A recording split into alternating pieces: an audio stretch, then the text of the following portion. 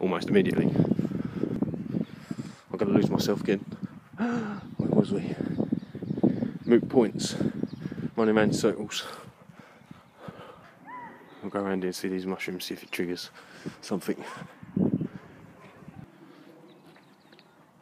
I can't help feeling that this is that strangulation I've been talking about. This space is that concrete surrounding, stopping us from expanding our mind. So much that everybody's discussing are ideas not our own. You know, I'm referring to myself here in many ways as I speak. I never refer to you personally. I am speaking generically to all those yous that do not understand me. A lot of the ideas people wish to discuss are ideas that have already been fully discussed and explored by others. Just not by us. I'm glad that people are discussing it. New stuff will come out of it.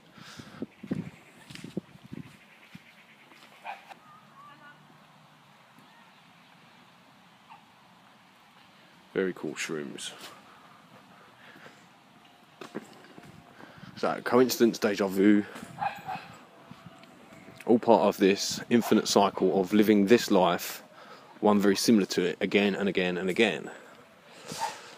Noticing changes in your personal life, remembering something you've done before, significant or not.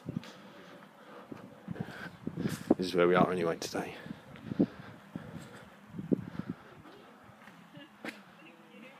Off, step back. There we go, Poverest Park. And of course, let's have a quick look up here. Like I told you. Loxley Drive, Robin Hood's home territory. Him supposedly having been from noble lineage. We do of course have, like I said before, Friar Tuck Avenue. I do believe all these little stories and these roads are put there to keep the hero in your mind. You keep that hero in your mind and you won't get out and do it yourself. That is what the hero is for. Can we get that green?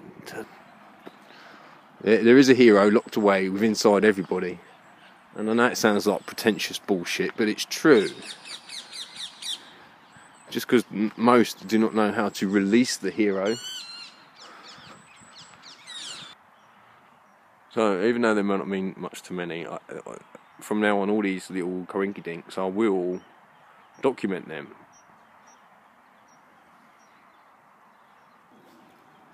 Some things make more of an impact than others. This is why people talk about childhood trauma, PTSD. You know, they make an impact in your eternal cycle, and it makes it almost eternally hard to change that, whether it's a good or a bad thing. You understand?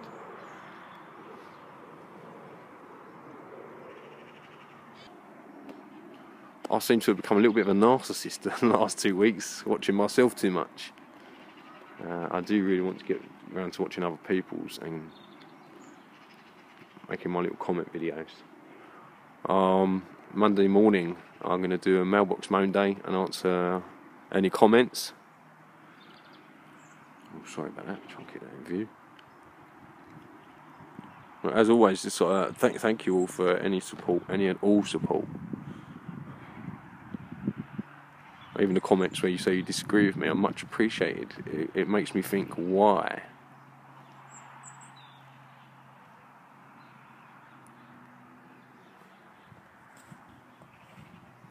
Not enough people ask why, do they?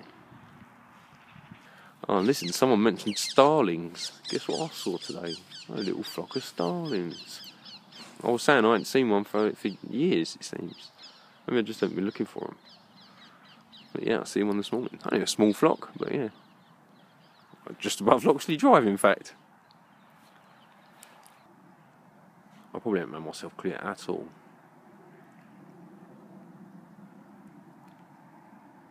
But sometimes it helps to listen to myself back to help just clarify myself.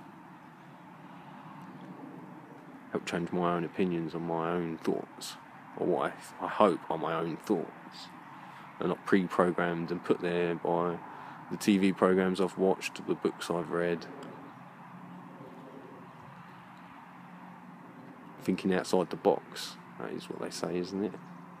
Don't be a square.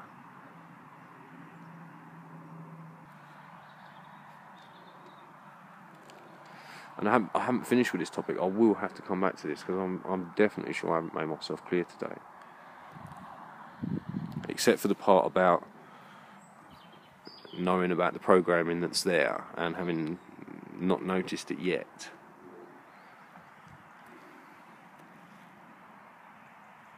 But it is there.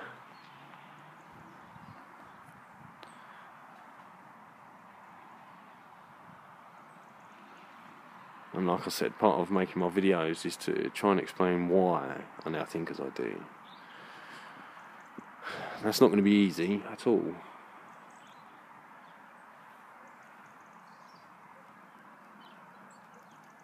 Despite there being the light bulb moment where I just knew everything was a lie, and I don't live where they told me I lived. There's a whole backstory to that, a whole bigger picture that I cannot share with you in any one video, ever.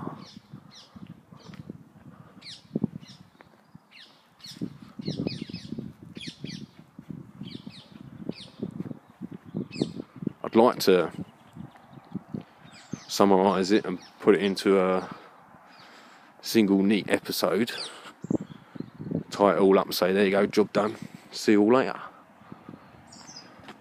Actually, I'd missed the walk and talk. I found it quite enjoyable. Impoverished Park of the Twilight. So yeah, this is the analogy I had in my head. Tree on the left is this generation. Tree to the next right is the in-between generation, the parents, and then the next tree is the grandparents. So the grandparents and the grandchildren will have opposing views, and then this will work with the next tree along, and the parents and their grandparents, which would be your great-grandparents. Okay? And then, the full circle would be going back to the great-great-grandparents and them having the same opinion as the child, with the grandparents smack in the middle having the wholly opposed opinion. You can't even see the trees. But once upon a time, this would have happened naturally over many generations. But I think in the last 100 years, this was compacted to prove a point. To prove a point of what could be done. I mean, it's bad enough as it is, but it could have been horrific.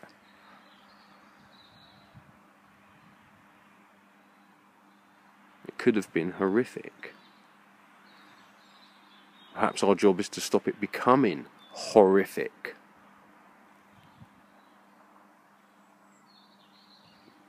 As it stands, it's downright disgusting.